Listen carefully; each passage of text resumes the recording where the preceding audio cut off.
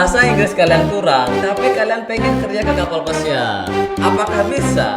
Mari kita bahas di dalam video ini. Karena sesuai dengan pertanyaan kalian, Bang, bahasa Inggris gue kurang, apakah gue bisa kerja di kapal pesiar? Yang pertama itu di dapur. Di dapur itu penggunaan bahasa Inggris itu sering ya guys, karena kalian itu bekerja sama orang-orang dari negara lain. Mayoritas yang kerja di dapur itu ada dari India, dari Indonesia, dari Filipina, dari Jamaika, dari negara-negara lainnya. Dan menurut gue di dapur itu sering menggunakan bahasa Inggris.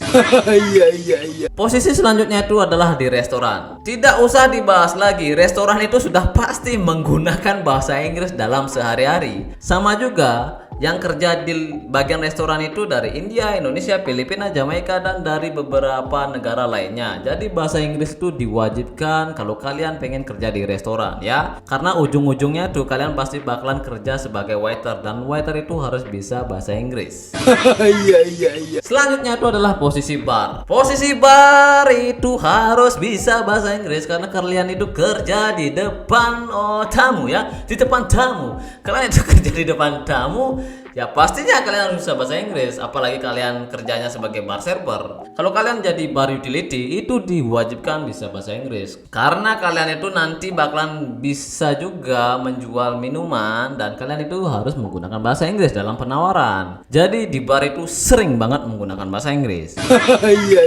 Selanjutnya itu adalah di housekeeping. Nah, di housekeeping kalau di posisi di bagian paling bawah yaitu bagian cleaner, itu ada yang menggunakan bahasa Inggris terlalu sering dan ada juga menggunakan bahasa Inggris tidak terlalu sering. Nah, yang terlalu sering ini yaitu cleaner yang kerja di depan tamu di public area. Kenapa gue bilang sering menggunakan bahasa Inggris? Karena sewaktu-waktu bisa saja tamunya itu bertanya kepada kalian. Kalian itu kan berkeliaran itu di area tamu, dan tiba-tiba ada tamu yang baru naik kapal pesiar, tidak tahu apa-apa, dan mereka pengen bertanya kepada kalian dan kalian tidak bisa menjawabnya. Ya sudah, bingung kalian mau jawabnya pakai bahasa apa. Jadi bahasa Inggris itu sangat perlu banget di bagian housekeeping kalau kalian kerja di bagian public area. Nah, untuk yang di belakang area seperti di crew area itu bahasa Inggris itu tidak terlalu sering digunakan. Kalian itu paling membersihkan toiletnya kru yang di tempat umum ya, dan membersihkan areanya kru. Jadi seperti itu, tidak terlalu sering. Dan untuk teman-teman kalian yang dari negara lain ya kalian harus menggunakan bahasa Inggris. Jadi untuk di bagian housekeeping ada yang terlalu sering dan ada yang terlalu tidak sering ya. Dan yang paling brilian, paling utama ini adalah di bagian laundry. Nah, di sini gue bakalan bahas panjang lebar di bagian laundry. Sesuai dengan pengalaman gue selama gue kerja selama hampir 7 tahun di Royal Caribbean. Di laundry itu penggunaan bahasa Inggris itu tidak terlalu sering.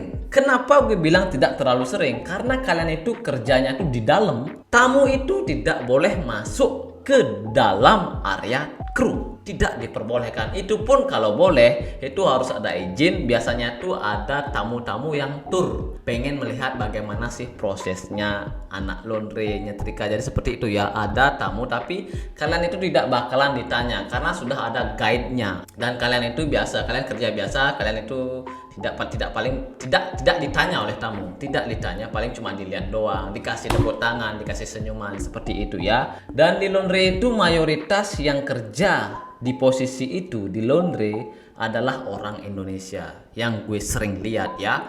Dan masternya itu pun orang Indonesia. Master itu yang paling tinggi, dan yang asisten master itu juga ada orang Indonesia. Kadang juga ada dari negara lain ya, tapi mayoritas orang Indonesia yang gue lihat selama gue 7 tahun kerja di kapal pesiar Royal Caribbean ya. Dan juga fleetnya guys ya. Fleet itu adalah orang yang pemimpin dari semua kapal. Jadi dia itulah yang paling tertinggi posisinya di bagian laundry.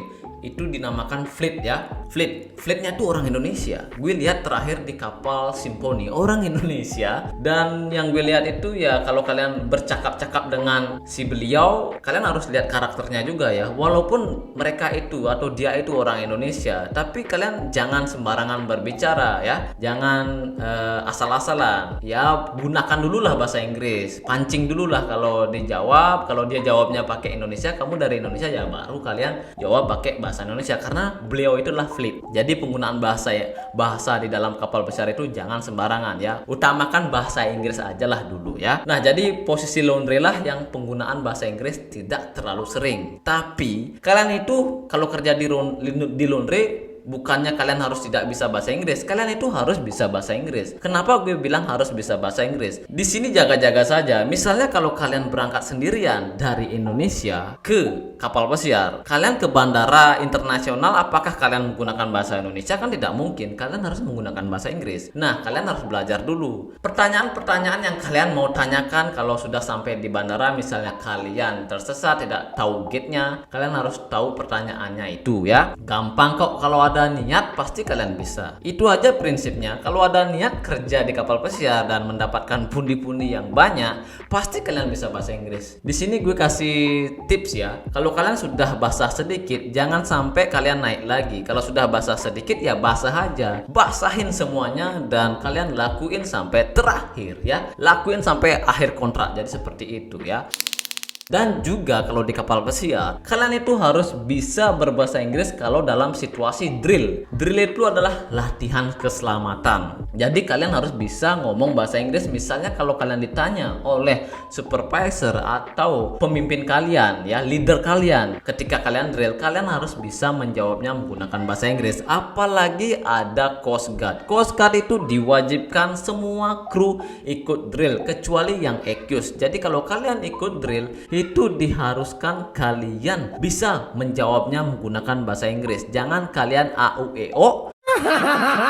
Pas ada Coast Guard, takutnya kalian ditanya, kalian tidak bisa jawab, ya sudah, nanti bakalan dikasih banana. Pastinya itu dikasih banana ya. Dan juga ketika USP, United States Public Health, gue saranin pilih aja laundry. Bukannya gue bilang anak laundry itu tidak jago bahasa Inggris, bukan ya. Di sini menurut situasi yang ada di kapal pesiar saja. Karena di kapal pesiar itu yang di laundry, yang kerja di laundry itu adalah mayoritas orang Indonesia. Ya otomatis bahasa Inggris tidak terlalu sering digunakan. Dan juga ya guys, di laundry itu masih dalam satu departemen dengan housekeeping. Jadi kalau ada lowongan deck runner, ada lowongan basuh, ada lowongan stateroom attendant, kalian bisa ngeplaynya. Jadi kalian mulai dari bawah. Jadi anak laundry itu masih sejajar posisinya dengan anak cleaner, dengan anak deck runner ya. Jadi laundry, cleaner, deck runner. Setelah itu di atasnya tuh ada basuh. Setelah basuh ada stateroom attendant. Nah, kalau kalian sudah melewati dua tahapan itu ya, basuh dan stateroom attendant, di stateroom attendant lah kalian bakalan panen pundi-pundi cuan kalian ya. Nice. Dan itu harus bisa bahasa Inggris kalau di stateroom attendant, apalagi di basuh. Jadi itu saja untuk videonya. Semoga kalian ada bayangan dan bermanfaat. See you next video. Bye bye.